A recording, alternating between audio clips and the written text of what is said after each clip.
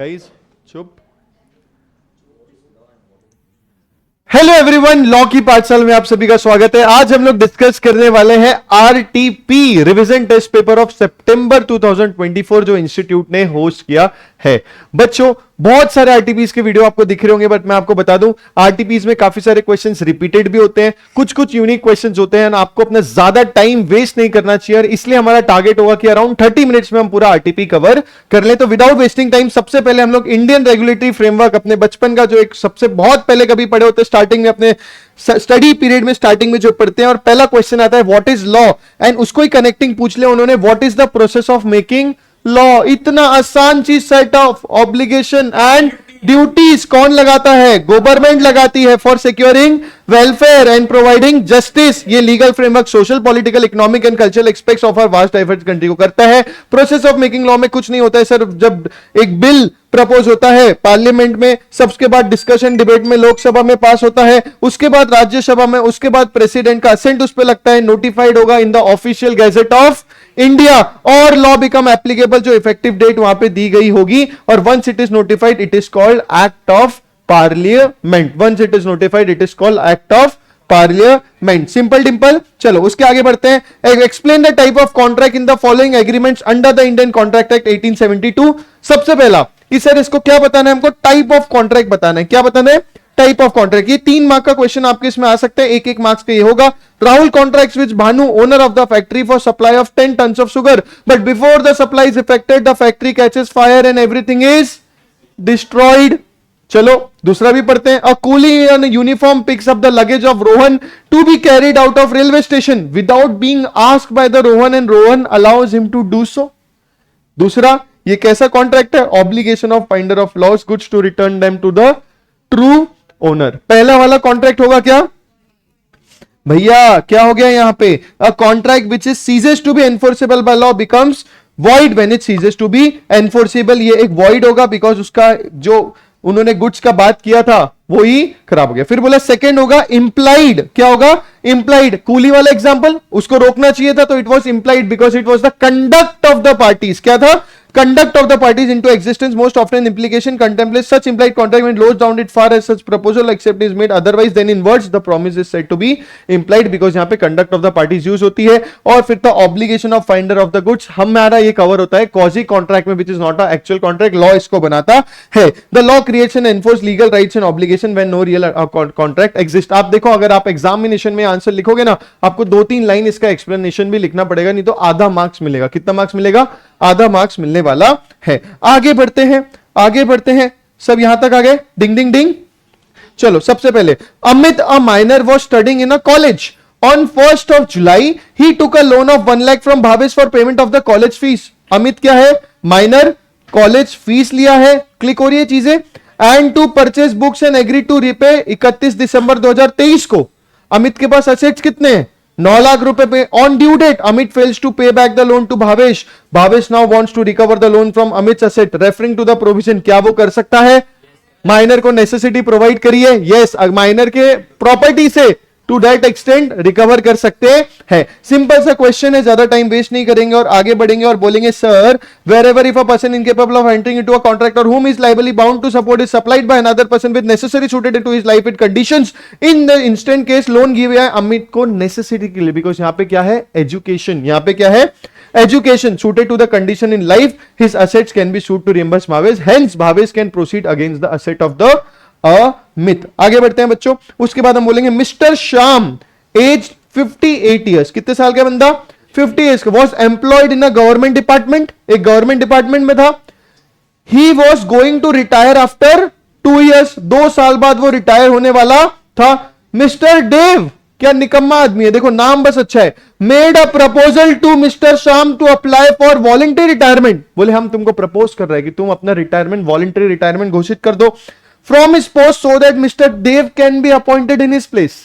Government department में श्याम जी थे, 2 साल बाद रिटायर होने वाले थे। देव बोला भैया एक काम करो, हम ऑफर करते, तुम अपनी पोस्ट खाली कर दो सो दैट हम आ जाए, और उसके लिए हम तुमको कितना लाख रुपए देंगे? 10 लाख। पहले तो श्याम जी बोले हमारा नाम भी तो श्याम है, हम इसको मना करते हैं। पहले क्या कर दिए? मना करते हैं। फिर उन्होंने थोड़ा कैलकुलेशन किया, बोले 2 साल में जितना सैलरी मिलेगा उससे ज्यादा तो 10 लाख ये अभी दे रहे हैं, उससे ज्यादा तो 10 लाख ये अभी दे रहा है। इन दिस केस इन्होंने बोला क्योंकि आप एक गवर्नमेंट ऑफिशियल को घूस दे रहे हो टू वेकेंट हिज पोजीशन, क्या ये अगेंस्ट द पब्लिक पॉलिसी नहीं है? तो ये वाला कॉन्ट्रैक्ट इन्होंने पूछा whether the above agreement is valid, explain with reference to Indian contract Act. यहां पे आपको बोलना पड़ेगा कि sir when for the provides for legality of the consideration and objects, ये बोलते हैं also state that every agreement for which the object of consideration is unlawful, ये होता है void. In this particular case there is an agreement of sale of public office, क्या बेच रहा है वो? अपनी पब्लिक ऑफिस पोजीशन बेच रहा है, which is oppose to public policy, and there should be no money consideration for appointment of an office. In the given case ये पूरा क्वेश्चन से आ जाएगा। Here mister Shyam promise to sell mister Dev an employment in the public service in the consideration to pay 10 lakhs, therefore in the terms of above provision this agreement is not valid, it is void as the consideration being opposed to public policy is unlawful। क्योंकि Shyam ji return में क्या दे रहे हैं? अपना public office, public job, which is unlawful. Simple है ना भाई? चलो क्वेश्चन नंबर 5, डिंग डिंग डिंग। What will be the rights with the promisor in the following cases under the Indian Contract Act 1872? Promisor के राइट्स करने हमको, ठीक है। Sunil promise to bring back Jatin to life again, Jatin जो जा चुके हैं किसके पास? भगवान के पास। सुमित प्रॉमिस कर रहे हैं हम उसको वापस ला देंगे, क्या बोलते हो? The contract is void because of impossibility. दूसरा, Aman agreed to sell 50 kgs of apples to Raman, Aman बोला है कि तुमको 50 किलो एप्पल बेचेंगे, किसको? रमन को। The loaded truck left for delivery on 15 March but due to riots in between reach Raman on 19 March due to which the apples were rotten. Rotten मतलब वो खराब हो जाता है, काला काला हो जाता है। क्या बोलोगे इसको? Sir time is the essence of contract और बाय टाइम अप्लाइज। देखो एप्पल पेरिशेबल गुड्स है, विद इन टाइम। अब ये बताने की जरूरत नहीं है, गुड्स का नेचर इंप्लाइड बताता है। They were already rotten, the contract is discharged due to destruction of the subject matter. Apple बेच रहा था, एप्पल की क्या हो गए? रॉटन हो गए। इंपॉर्टेंट है यस सर। उसके बाद an artist promise to paint on the fixed date for a fixed amount of remuneration but met with an accident and lost his both hands. एक आर्टिस्ट है, वादा किया क्या आप करेंगे? पेंटिंग करेंगे एक डे पे, एक फिक्स्ड अमाउंट पे, बट क्या हुआ? एक्सीडेंट हुआ और उसके दोनों हाथ चले गए। आर्टिस्ट में स्किल इन्वॉल्व है, उसका कोई रिप्रेजेंटेटिव कर पाएगा ये जॉब? वाह वाह। चलो, such contract is of personal nature and hence cannot be performed due to occurrence of an event resulting in impossibility of the performance of contract. Abhishek entered into a contract to import of toys from China. क्या बोलते हैं? Toys लेंगे किससे? China से। But due to disturbance in the relation of both the countries the imports from China were banned. क्या हुआ है? Subsequent impossibility, such contract is discharged without performance because of subsequent illegality nature of contract. Ding ding ding. उसके बाद चलो सीमा कौन आई? सीमा was running a boutique in New Delhi. She has to deliver some clothes to a friend Kiran who was putting up an exhibition in Mumbai. सीमा बोली हमारा boutique है, कुछ clothes हम किरण को देंगे जो एग्जीबिशन में है। सीमा और delivered the sewing machine and some cloth to a railway company to be delivered at a place where exhibition was to be held. वो गुड्स के क्या करे? सीमा ने पैक करके एक रेलवे कंपनी को दे दिए। Seema expected to earn an exceptional profit from the sales made at the exhibition. Seema को क्या लग रहा था? एग्जीबिशन में जब गुड्स जाएगा तो एक्सेप्शनल प्रॉफिट वो कमाने वाली है, मैं इसको बोलूं एक्स्ट्रा ऑर्डिनरी प्रॉफिट वो कमाने वाली है। However she did not bring this fact from notice of the railway authorities. Railway वालों को ये बताया नहीं, भैया ये गुड्स है और गुड्स को हम बेच के बहुत पैसा कमाने वाले हैं, ठीक है। The goods were delivered to the place after the conclusion of exhibition. बोले रेलगाड़ी कभी कभी तो होती है लेट हमारे देश में, इस बार लेट हो गई और आफ्टर एग्जीबिशन वो गुड्स वहां पे डिलीवर हुए। ये लोग बोलेंगे on account of such breach of contract by railway can Seema recover the loss of profits under the Indian contract act. भैया यहां पे एक चीज मिसिंग था। पहले तो आप बताओगे डैमेजेस क्या होते हैं? मनी क्लेम होते हैं जो नेचुरली अराइज होते हैं in ordinary course of business. Ordinary damages आप हमेशा ले सकते हो, बट जब स्पेशल डैमेजेस की बात होती है तो क्या होना पड़ता है? एक स्पेशल नोटिस होना पड़ता है। यहां पे उसने उसको इन्फॉर्म किया था क्या? नहीं। यहां पे इन्फॉर्म किया था क्या? नहीं। तो क्या वो रिकवर कर पाएंगे? नहीं। ये क्वेश्चन से लिखना पड़ेगा और बोलना पड़ेगा कि since no notice about special circumstances were given to railway authorities she could not recover the loss of profits. क्या बोलते हो? आगे बढ़े। फिर बोलते हैं एक्सप्लेन, अभी तक कोई एकदम खतरनाक आया है क्या? नहीं। Explain any 5 circumstances under which contracts need not to be perform with the consent of कितने? 5। दोनों पार्टीज चाहती है कि अब कॉन्ट्रैक्ट करना नहीं है, दोनों पार्टीज म्यूचुअल अंडरस्टैंडिंग से चाहती है कि अब कॉन्ट्रैक्ट करना नहीं है। सर, नोवेशन, रिसिशन, ऑल्ट्रेशन, रेमिशन और वॉइडेबल कॉन्ट्रैक्ट को अवॉइड कर देना या नेग्लेक्ट कर देना। सबसे पहले नोवेशन में क्या होता है? नया कॉन्ट्रैक्ट बनता है विच सब्स्टिट्यूट्स ओल्ड कॉन्ट्रैक्ट, और ओल्ड कॉन्ट्रैक्ट एग्जिस्टेंस में रहेगा क्या? नहीं। The consideration mutually being discharged. Novation can only take place by mutual agreements between the parties. A contract is also is discharged by rescission when the parties to a contract agreed to resign it, cancel it. Alteration, जिसमें terms and condition आप change करने पड़ोगे तो also discharged by alteration. Remission, where you remit your right. Every promisee may dispense with or remit wholly or in part the performance of the promise made to him or may extend the time of such performance. Remit मतलब थोड़ा सा उसमें आप उसमें कम time में आप बोल रहे हो अगर 100 डिलीवरी होनी चाहिए थी 80 में, आप बोल रहे हो ठीक है मैं 20 को रेमिट करता हूं, मैं अपना राइट खोता हूं। Rescinds voidable contract when a person at whose option, जिसके साथ क्या हुआ है? फ्रॉड, मिसरिप्रेजेंटेशन, मिस्टेक, याद आ रहा है कि नहीं? और क्या था बताओ? अंडर इन्फ्लुएंस और कोर्शन। तो वो क्या कर सकता है? वो कॉन्ट्रैक्ट में अवॉइड कर सकते हैं। बोले अगर अवॉइड करेगा तो उसका परफॉर्मेंस डिस्चार्ज होगा। Neglect of promisee, if any promisee neglects और refuse to afford the promisor reasonable facility. Riya का पेंटिंग याद आ रहा है? उसने गेट खोला ही नहीं तो बच्चा पेंटिंग कैसे करेगा? तो उन्होंने बोला for performance of his promise the promisor is excused by such neglect और refusal as to non performance caused thereby. उसके बाद इन्होंने बोला है कि सर सूरज कौन है? ये सूरज गारंटीज किसको? विकास। किस पे क्वेश्चन आया? गारंटी पे। चलो भाई बढ़िया जा रही है speed. Suraj guarantees Vikas for the transaction to be done between Vikas and Nikhil. चलो सूरज ने किसको गारंटी दी? विकास को। बट किसके लिए दी? निखिल के लिए। During the month of March 2023 Vikas supplied goods of 30,000 on 1st, 20,000 on 3rd of March and on 5th of March Suraj died in a road accident. Suraj क्या हुआ? टपक गया। सूरज कौन था? श्योरिटी। सूरज कौन था? श्योरिटी। फिर बोलते हैं 10 तारीख को भी being ignorant of the death of Suraj Vikas further supplied goods of 40,000। तो देखो बच्चों यहां पे कहीं तो भी वो मर गया, उसके पहले 2 ट्रांजैक्शन हुए, यहां पे वो मर गया और यहां पे एक और ट्रांजैक्शन हुआ, उसको पता ही नहीं था वो मर चुका है। ये लोग बोलते हैं on default in payment of Nikhil on the due date Vikas sued legal heirs of Suraj for recovery of 90,000।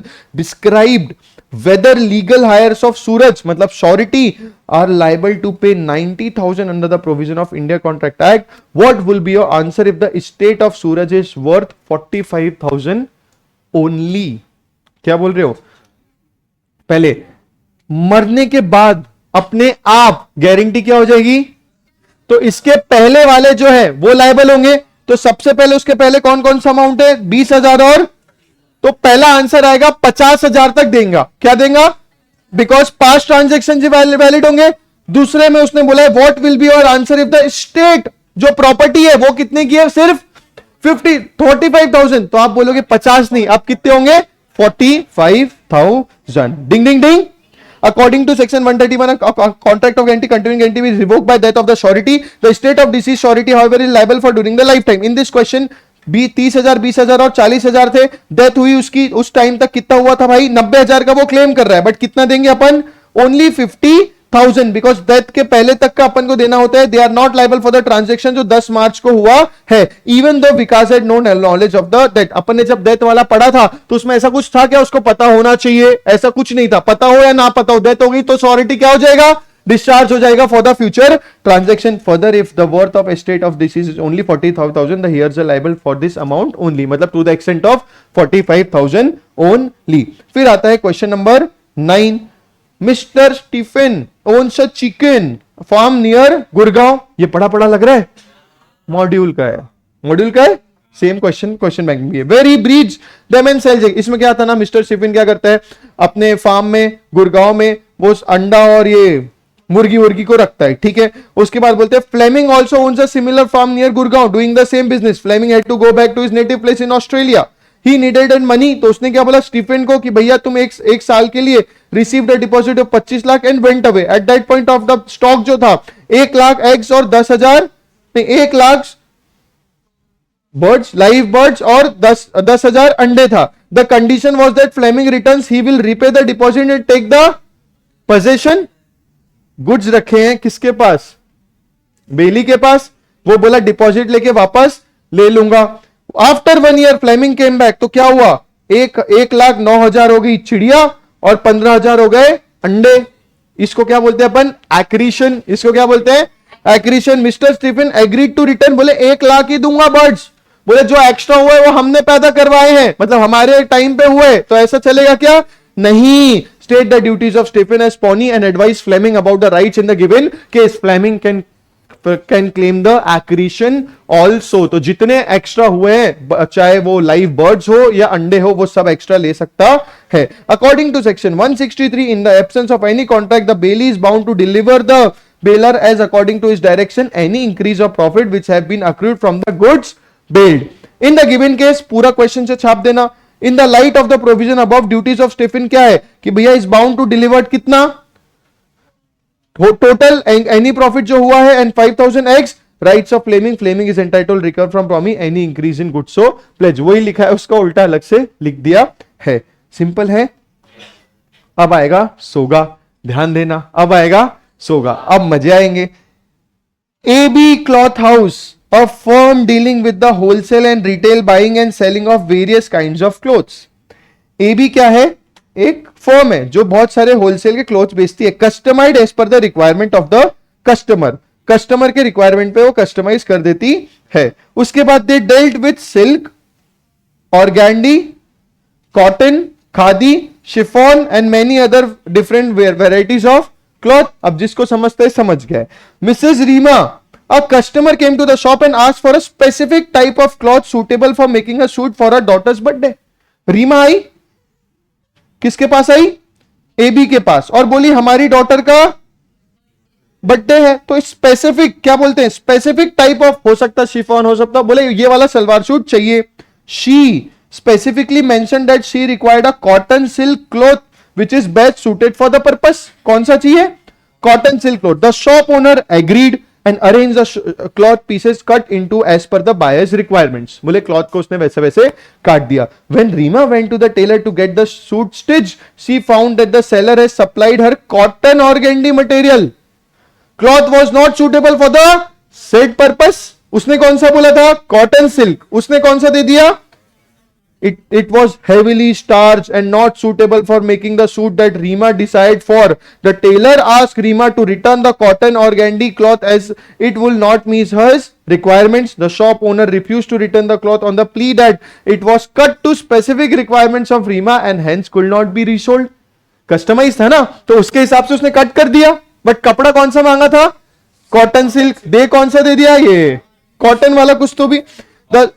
हाँ, उसको बोला with reference to the doctrine of caveat emptor explain the duty of buyer as well as the seller, also explain whether Reema will be able to get the money back और the right kind of cloth as per the requirement. आहा, क्या प्यारा question है, कितने सारे concept cover हो गए। देखो यहां पे कोई गुड्स बेच रहा है, वैरायटी ऑफ क्लोथ, एक लड़की आती है और कस्टमाइज करके देते हैं वो क्लोथ। एक लड़की आती है वो स्पेसिफिक बता देती है मेरे को ये वाले टाइप के क्लोथ चाहिए, वो बंदा उसको दूसरे टाइप के क्लोथ दे देता है, बोलने के बावजूद भी कौन से दे देता है? दूसरे टाइप के क्लोथ दे देता है, और वो भी कट वट करके देता है कस्टमाइज में। टेलर के पास टेलर बोलता है अरे तुम क्या लेके आ गए, ये हमको थोड़ी ना चाहिए था, इसको वापस करो। वो वापस करनी आती, बोले हम नहीं लेंगे, तुम्हारे हिसाब से काट दिया, आप कैसे ले ले? इस पे क्वेश्चन है, इस पे क्वेश्चन है। सबसे पहले एक एक करके ध्यान दो। केविएट एम्प्टर बोलता है let the buyer be aware. Caveat emptor एक कॉन्सेप्ट आपको बोलेगा सोगा में कि जो बायर है ना उसको अवेयर होना चाहिए। तू खरीद रहे है ना भैया, तो अच्छे से देख के खरीद। Where seller display the goods in their open market, it is for the buyers to make a proper selection or choice. If the goods return out to be defective, he cannot hold the seller liable. The seller is in no way responsible for the bad selection of the buyer. The seller is not bound to disclose the defects in the goods. Caveat emptor, but duty of the seller according to the doctrine, the following exception. मतलब caveat emptor का मतलब होता है buyer aware है भाई, but ये applicable इस cases में नहीं होगा. Where there is fitness as to quality, goods purchase under patent और brand name, goods sold by description. Goods sold by description बोलते हैं अगर बायर ने पहले ही बता दिया ये वाला चाहिए तो फिर ये बायर बी अवेयर ये सब लगेगा क्या? नहीं। Goods of merchantable quality sale by sample ये सब उसके एक्सेप्शन है। Trade usage based on the above provision and facts given in the question it can be concluded that Reema is entitled to get the money back or the right kind of class is required to serve a purpose. It is the duty of the seller to supply goods as are reasonably fit for the purpose mentioned by the buyer. इस case में अगर buyer purpose नहीं बताती तो caveat emptor let the buyer be aware लग जाता, but अभी उसके एक्सेप्शन में कवर हो गया because in this case goods are sold by description. डिंग डिंग डिंग। उसके बाद बोलते हैं, मस्त क्वेश्चन है, उसके बाद बोलते हैं question number 11। Samuel purchase a television set from Arun the owner of Gada electronics. चोरी क्या इंस्टीट्यूट, मेरा एग्जाम्पल। सैमुअल परचेज द, मां कसम मैंने खुद से बनाया था। Samuel purchase a television from Arun the owner of Gada electronics on the condition that for the first 3 days he will check its quality and if satisfied he will pay for the, otherwise he will return the television set. Sale or return basis? Query accounts.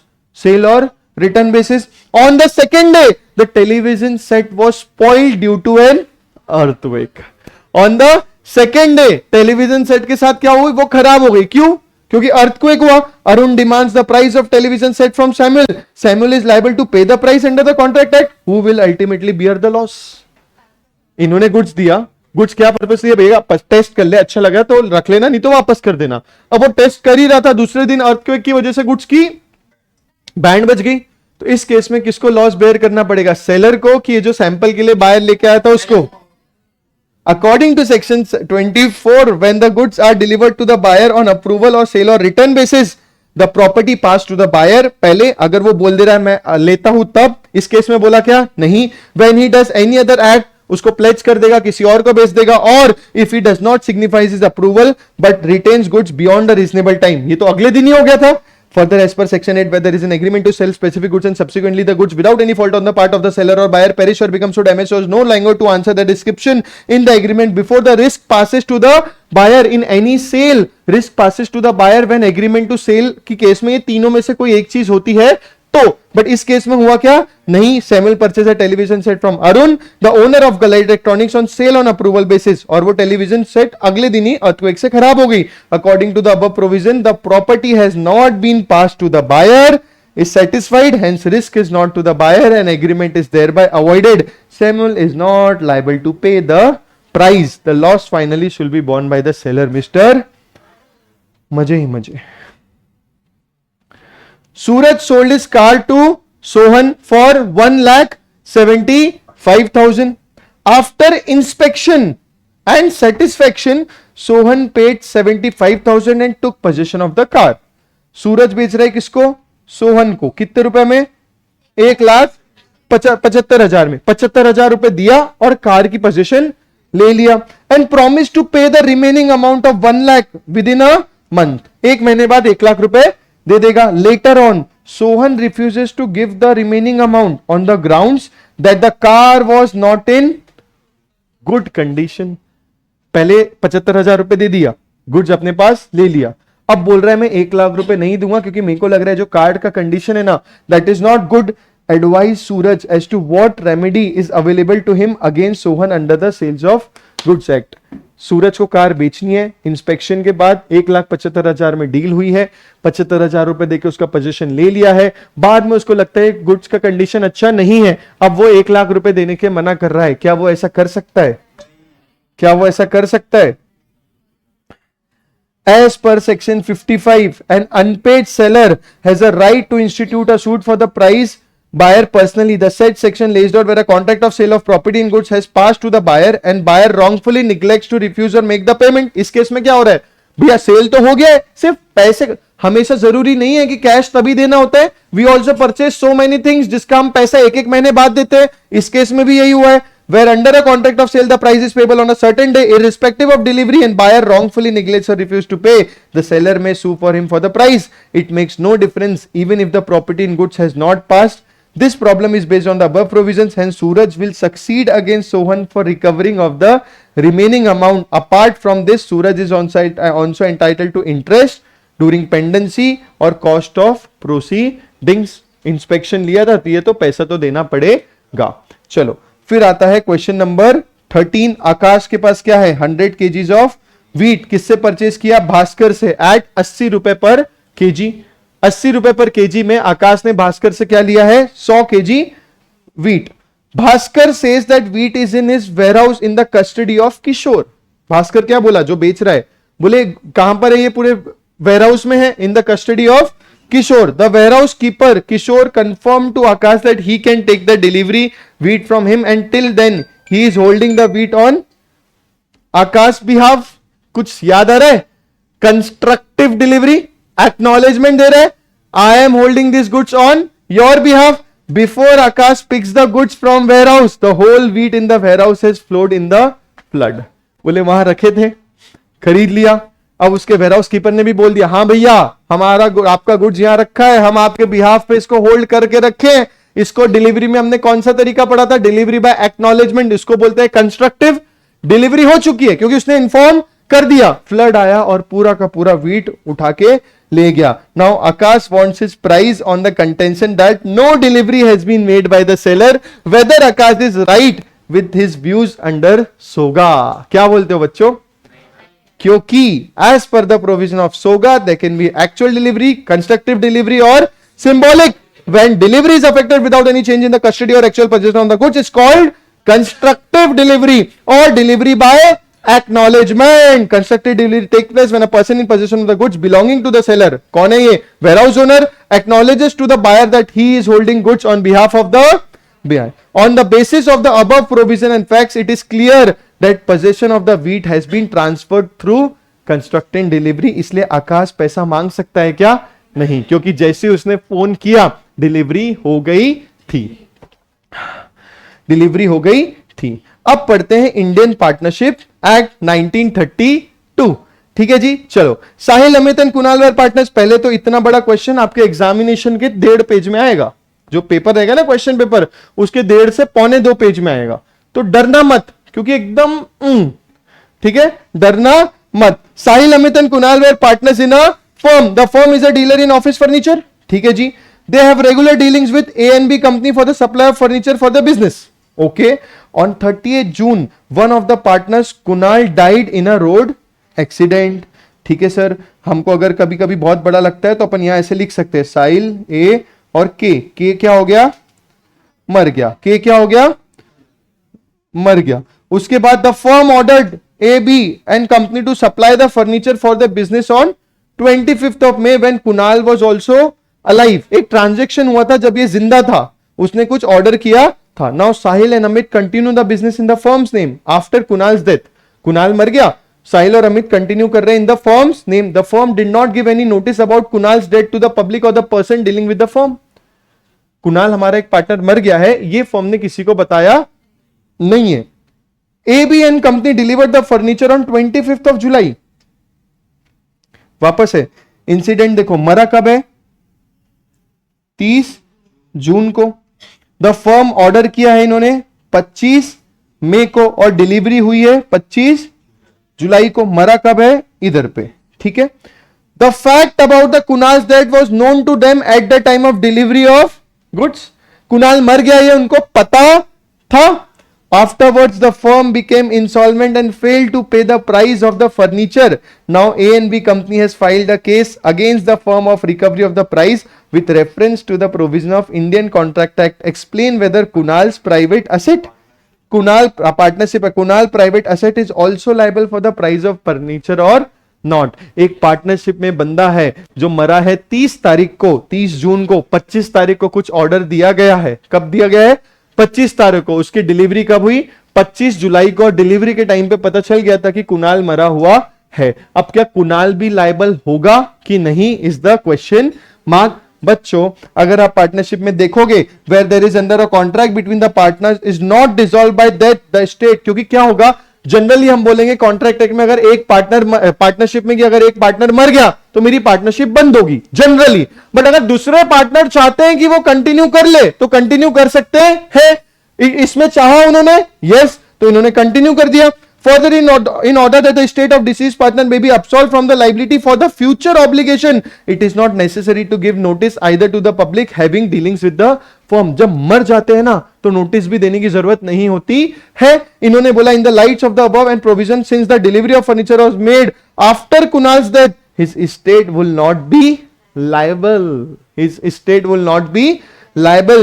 A suit for goods sold and delivered will not lie against the representative of deceased partner. This is because there was no debt due in respect of the goods in Kunal's lifetime. हाँ, अगर कोई transaction पहले होके रखे हैं और partnership form को उसका पेमेंट करना है, कुणाल बीच में मर गया, पेमेंट करना था 1 महीने बाद और 15 दिन बाद ही कुणाल मर गया, फिर भी कुणाल की फैमिली लायबल होगी क्या? हाँ, क्योंकि जब वो लाइबिलिटी क्रिएट हुई थी कुणाल जिंदा था। हाँ, तो इसका एक और वेरिएशन ये लोग पूछ सकते हैं।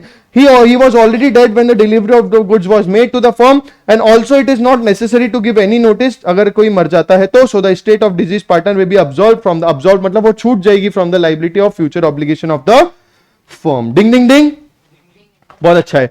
State whether the following are partnership under the Indian Partnership Act.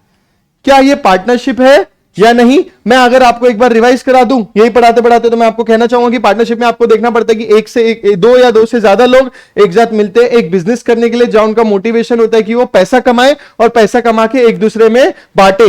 एक पार्टनर एक दूसरे का प्रिंसिपल और एजेंट होता है। ये पूरा पार्टनरशिप का समरी है। A and B buys commodities X and agree to sell the commodity with sharing the profits equally. क्या ये पार्टनरशिप है? सबसे पहला, yes this is the case because ये प्रॉफिट्स कमा रहे हैं, बिजनेस भी कर रहे हैं, कुछ खरीद के कुछ बेच रहे हैं। Two firms each having 12 partners combined by an agreement into one firm. Yes this is the case because there is an agreement between two firm to combine into one firm. दो लोग या दो लोग से ज्यादा होना चाहिए, इवेंचुअली बिजनेस करने वाले हैं, यस, और इन प्रॉफिट बांटेंगे, यस। अच्छा, इन वो पूछना चाहिए। A and B co-owners agree to conduct the business in common for profit. A and B, ध्यान देना, ए एंड बी क्या है? को ओनर है, मतलब एक पर्टिकुलर चीज के दो ओनर है। वो लोग एक पर्टिकुलर बिजनेस करना चाहते हैं फॉर प्रॉफिट, बिजनेस है, प्रॉफिट है, दो लोग हैं उससे ज्यादा है। क्या ये पार्टनरशिप होगा? Yes, in this case A and B co-owners have agreed to conduct a business in for a common profit. अच्छा, ये प्रॉफिट की जगह नॉन प्रॉफिट होता, समाज सेवा होता, तो वो होते क्या? नहीं। Some individual from an association to which each individual contributes 5,000 annually. एक एसोसिएशन बनाए, 5,000 सब वहां पे डाले। The objective of association is to produce clothes and distribute the clothes free of cost, free clothes free to the war widows. बोले जो हमारे देश के जो वॉर में अपना जान समर्पित देते हैं उनकी जो फैमिली वगैरह लोगों के लिए क्लोथ्स डिस्ट्रीब्यूट करेंगे। क्या ये पार्टनरशिप है? नो। क्या ये पार्टनरशिप है? No. A and B co-owner share between themselves the rent derive from a piece of land. एक इससे रेंट डिराइव होता है एक लैंड से, ए एंड बी उसके कोनर्स है। क्या ये पार्टनरशिप है? नहीं। यहां पे बिजनेस नहीं है, यहां पे क्या नहीं है? बिजनेस नहीं है। वहां पे उनको कुछ बिजनेस करना पड़ता है, नहीं, प्रॉपर्टी है, उसका रेंट आ रहा है, एक दूसरे में बांट देंगे। इंपॉर्टेंट है, ध्यान रखना। फिर आता है when does dissolution of a partnership firm take place under the provision of Indian Contract Act? ये डायरेक्ट क्वेश्चन है बच्चों। डिसोल्यूशन होता है, आपने पढ़ा होगा, 12th में भी पढ़ता है, but there is only partner अगर मर जाता है, रिटायर हो जाता है, तो डेथ, इनकैपेसिटी और बचे हुए पार्टनर्स कंटिन्यू नहीं करना चाहते, but they also can rest to decide, वो आगे सोच सकते कि हम लोग आगे काम करें। Same for in such a case there is a practice no dissolution of the firm. ये लोग बोलते हैं there are two different thing, dissolution of firm अलग चीज होती है और डिसोल्यूशन ऑफ पार्टनरशिप अलग चीज होती है। अगर आप एक पार्टनर को अलग कर रहे हो और कोई और को ला रहे हो, वो है डिसोल्यूशन ऑफ पार्टनरशिप, और पूरे फर्म को ही बंद कर रहे हो, वो है dissolution of firm. The particular partner goes out but the remaining partners carry on the business. In this case of dissolution firm on the other hand the whole firm is dissolved. तो there is a distinction, इन्होंने यहां पे दिया dissolution of a firm में take place agreement से, unlawful अगर मेरा business हो गया है तो हमने ही बोल दिया कि 2 साल के लिए था, 2 साल खत्म हो गए। Subject to an agreement with the parties in affluence of time, completion of a venture. कुछ कुछ पार्टनरशिप फॉर्म कोई वेंचर के लिए बनती है, ब्रिज बनाने के लिए, ये पर्टिकुलर रोड बनाने के लिए, बिल्डिंग बनाने के लिए, वो कंप्लीट हो गया, खत्म हो जाएगी। By a partner giving notice of his intention to dissolve the firm, एक पार्टनर ने बोल दिया मेरा है कि भैया मेरे को ये बंद करना है, और बचे हुए पार्टनर्स ने क्या कर दिया, उसको कंसेंट दे दिया। By intervention of a court, a partner becoming unsound mind, permanent incapacity, misconduct of a partner, wilful और परसिस्टेंट ब्रीचेस, ये ब्रांचेस गलत दिए हैं उन्होंने, ट्रांसफर और sale of whole interest of a partnership form. Court को लगता है कि यहाँ पे पार्टनर कोई दूसरे पार्टनर्स के साथ गलत कर रहा है, बिकॉज वो अनसाउंड माइंड के हो गए, इनका बिजनेस अनलॉफुल हो गया है, मिसकंडक्ट हो रहा है पार्टनर से, और विलफुल और परसिस्टेंट ब्रीचेस मतलब जो पार्टनरशिप का कानून है उसका ब्रीच कर रही है, उल्लंघना कर रहे हैं। विलफुल मतलब चाह के, और परसिस्टेंटली मतलब बार बार, तो कोर्ट ऑर्डर कर सकता है और ये पार्टनरशिप फॉर्म बंद कर सकता है। ठीक है जी। इसके बाद देखते हैं upon the LLP Act 2008 state the rules regarding the registered office of a limited company and change therein as per the Limited Liability Partnership Act। ये देखो बीच का आदमी जो है कंपनीज एक्ट और पार्टनरशिप का, वो क्या होता है, LLP, जिसमें फीचर्स होते हैं कंपनी के भी थोड़े और पार्टनरशिप के भी। तो उन्होंने बोला एक सिंपल क्वेश्चन डाला है कि रजिस्ट्रेशन से रिलेटेड चीजें बताओ। Registered office of company and change, every LLP shall have a registered office to which all the communication notice and received। जो ऑफिस जैसे कंपनी में होता है एक ऑफिस जिसमें पूरे कम्युनिकेशन मिलने वाला है, डॉक्यूमेंट में भी सर्व्ड ऑन एन LLP और अ पार्टनर और अ designated partner thereof sending by post under certificate or posting या registered port or any other manner जो वहां पे चल रहे हैं। LLP में change the place of his registered office and file the notice of such change to the registrar and manner subject to such condition as may be prescribed if the LLP contravenes, तो उसको 50,000 रुपए हर partner को और penalty of 500 each day लग सकता है। ठीक है, सिंपल क्वेश्चन है, डायरेक्ट क्वेश्चन है। अब आता है कंपनीज एक्ट, जिसमें अच्छे क्वेश्चंस आपके एग्जामिनेशन में आने वाले हैं। अब क्या आता है, कंपनीज एक्ट। ध्यान देना, ANBC has decided to set up a new club with the name ABCN Club having its objects to promote welfare of the Christian society। ठीक है, they plan to do charitable work on social activity for promoting the artwork of economically weaker section or Christian societies। The company obtained the status of Section 8 company and started operating from 1st of April 2021। However, on 30th September, it was observed that ABC Club was violating the office objective। Objects उनके specific होते हैं, उसको क्या कर रहे हैं वो लोग, वायलेट कर रहे हैं। एक सेक्शन 8 कंपनी, वापस रिवाइज करना चाहूंगा, अपना क्या डिविडेंड बांट सकती है, नहीं, अपना प्रॉफिट सिर्फ अपने ऑब्जेक्ट में ही लगा सकती है, करेक्ट। इन्होंने बोला discuss what powers can be exercise by central government. अगर ये लोग करते हैं तो इन्होंने बोला था अगर इनको लगता है the central government may revoke the licence, फिर बोलते हैं subject which licence issued affairs of the company conducted fraudulent, वो क्या करेंगे, चेंज कर देंगे। पहले तो नाम बताएंगे, violative objects on revocation shall be limited, अगर लिमिटेड है नाम हट जाएगा या प्राइवेट लिमिटेड लग जाएगा, against the companies name, because section 8 companies में क्या लगता है, क्लब है ना, chamber of commerce, HelpAge India, तो उसमें प्राइवेट पब्लिक लगता था क्या, नहीं, बट बोले ये गवर्नमेंट कर, ये सेंट्रल गवर्नमेंट कर सकती है, बट बिफोर सच रिवोकेशन उनको अपॉर्चुनिटी ऑफ बीइंग हर्ट दी जाएगी। Where a licence is revoked, the central government order is satisfied essential for the public interest direct that the company will be wound up, तो wound up के लिए भी बोल सकती है। However no such order shall be made, जब तक उनको क्या मिल रहा है, अक्का, याद आ रहा है क्या, audi alteram partem also known as आप, also known as आप। where a license is revoked by central government is satisfied that it is essential for the public interest, वो क्या करेगी, किसी और कंपनी के साथ इसको अमलगमेट कर देगी। मैं हमेशा बोलता था टाटा फाउंडेशन के साथ, notwithstanding any to the contrary, the central government order provide for such amalgamation for a single company with such constituent properties, powers, rights, interests, authorities and privileges and with such liabilities, duties and obligation as may be in the order. तो ये कर सकती है central government. उन्होंने starting में दिया है कि भैया सेक्शन 8 डील, जो पूरा सेक्शन 8 का जो कंपनी का चीजें होती है ना, अपने प्रॉफिट को क्या कर सकती है, क्या ऑब्जेक्ट्स के लिए होना चाहिए, डिविडेंड नहीं बांट सकती, वो लिखना है। एबीसी के बारे में क्वेश्चन से लिखा और मेन पार्ट ये उन्होंने यहाँ पे बता दिया। इंस्टीट्यूट वोंट एक्सपेक्ट कि आप पूरा कॉपी पेस्ट कर दो, बट जो जो इंपॉर्टेंट कीवर्ड्स चीजें हैं वो आपको एग्जामिनेशन में डाल के आनी पड़ेगी। फिर आता है एचपी पॉलिटेक लिमिटेड है paid up share capital divided into 6 lakh equity shares. Total कितने हैं, 6 लाख इक्विटी शेयर्स है। 2 lakh equity shares of company are held by central government. CG के पास कितने हैं, 2 लाख। सीजी के पास कितने हैं, 2 लाख, ठीक है sir, held by central government. And 1,20,000 equity shares are held by the government of Maharashtra में कितने हैं? 1,20,000। ठीक है। Explain with reference to the relevant provision. क्या ये गवर्नमेंट कंपनी है? Government company section 2 sub section 45 में क्या बोलती है? 51% शुभ का या उससे ज्यादा, 51% या उससे ज्यादा अगर मेरी कोई भी गवर्नमेंट, सेंट्रल गवर्नमेंट फुली या सेंट्रल और स्टेट या 2 स्टेट गवर्नमेंट मिलकर मेरे में होल्डिंग करती है तो मैं क्या हो जाता हूं? Government company. इस केस में 6 लाख में से कितने हैं? 3 लाख। क्या ये 51% से ज्यादा है?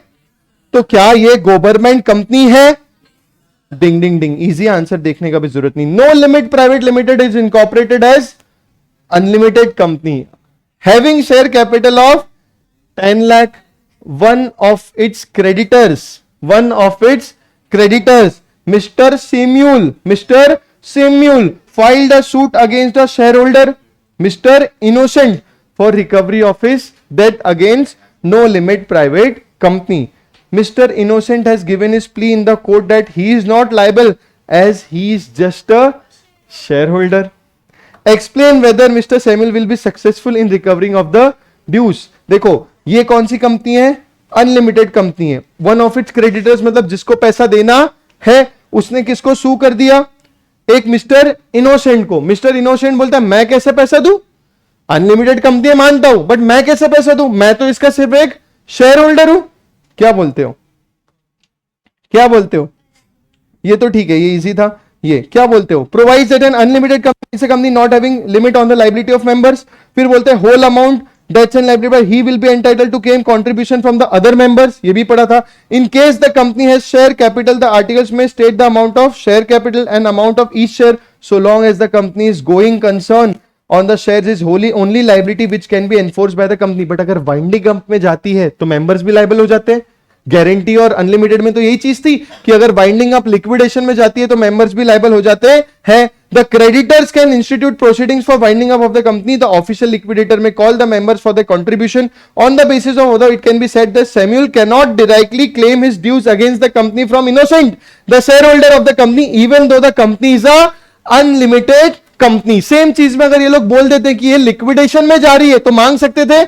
यस। इस केस में बोला क्या? नहीं। Mister innocent is liable for up to his share capital. His unlimited liability will arise when the official liquidator call the members for the contribution. और ऑफिशियल लिक्विडेटर अपॉइंट होता है in the case of winding up. कहीं पे note करके ये question important लिख सकते हो। ठीक है जी। चलो एक देखते हैं व्हाट आर नेगोशिएबल इंस्ट्रूमेंट का। What are negotiable instrument? ये डायरेक्ट क्वेश्चन है। Explain it essential characteristics under negotiable instrument act. भैया ये क्या है? Instrument is an negotiable instrument with the word instrument का मतलब होता है transferable from one person to another by mere delivery और endorsement and delivery. The property in such an instrument is pass to a bona fide transferee for value. Characteristics में writing में होना चाहिए sign, transferable, free from defects, number of time, क्योंकि नाम ही है negotiable का मतलब होता है ट्रांसफरेबल, तो नंबर ऑफ टाइम्स वो ट्रांसफर किया जा सकता है जैसा अपना मनी है। बट अपन देखते हैं कि मनी नेगोशिएबल इंस्ट्रूमेंट एक्ट में नहीं आता है। Even every negotiable instrument must contain N unconditional promise or order to pay money. The promise or order to pay must consist of money only. The same barter इसमें नहीं cover होगा. The sum payable, the time of payment and the payee must be certain. ये है negotiable instrument का direct question. ज्यादा मुझे लग नहीं रहा आएगा भी तो डायरेक्ट, अगर कंटेंट आपने याद किया तो आपको आ जाएगा। Important. Manoj purchase some goods from Sagar. Manoj purchase from goods from Sagar. He issued a cheque to Sagar for sale price on 14th of June. Manoj ने क्या लिया? सागर से कोई गुड्स लिया और सागर को क्या इशू कर दिया? चेक। कौन सी तारीख को? 14th of June. Sagar presented the cheque to his bank and bank informed 19 June को that the cheque was returned unpaid due to insufficiency of funds in the account of Manoj. Commercial sense में हम इसको बोलते हैं cheque bounce हो गया है। क्या बोलते हैं? चेक बाउंस हो गया है। Sagar sued against Manoj under section 138 state with reason whether this suit is maintainable. 138 बोलता है अगर चेक बाउंस हो जाता है तो हम बैंड बजा सकते हैं, जिसने हमको किया, क्योंकि by the virtue of section 138 where a check was issued by a person to discharge a legally enforceable debt was dishonored by bank due to insufficient of funds, such shall be to have committed a criminal offense। बोले आपने एक offence किया है क्योंकि आपने cheque bounce कर दिया। Commercial sense में आप अगर अपने घर पे पूछोगे तो आपको समझ में आएगा कि चेक बाउंस में क्या होता है। With the imprisonment for a term which may extend to 2 years और with fine which may extend to twice the amount of check or vote. However, जब presented the back within 3 months, the holder makes a demand for the said amount of money by giving a notice in writing 30 days के अंदर, और the drawer of such check fails to make the payment in notice के बावजूद, तो माना जाता है in the instant case Manoj issued a check for Sagar for payment price of the goods purchased from him. When Sagar presented the check, bank ने बोल दिया कि पैसा ही नहीं है मनोज के अकाउंट में, कैसे दे? For filing the suit under 138, Sagar should have to make a demand of payment by giving a notice to Manoj, और बोलना पड़ेगा कि 30 days के अंदर ये पेमेंट कर दे. Only 2 to 3 questions were something जो थोड़े out of the box थे. Other questions were very simple guys. I hope you enjoyed it and I hope ये 100% आपको बहुत हेल्प करने वाला है जो भी सितंबर में या जनवरी में पेपर देने वाले है. ऐसे और वीडियोस के लिए भाई अगर नए हो चैनल पे सब्सक्राइब कर देना, अगर पुराने हो और फिर भी देख रहे हो और अभी तक नहीं किया तो शर्म खाओ, अब कर देना. ठीक है, कमेंट में बताओ कैसे लगा और कैसे और वीडियोस हमें बताने चाहिए. मिलते हैं नेक्स्ट सेशन में. Bye bye, take care, all the best.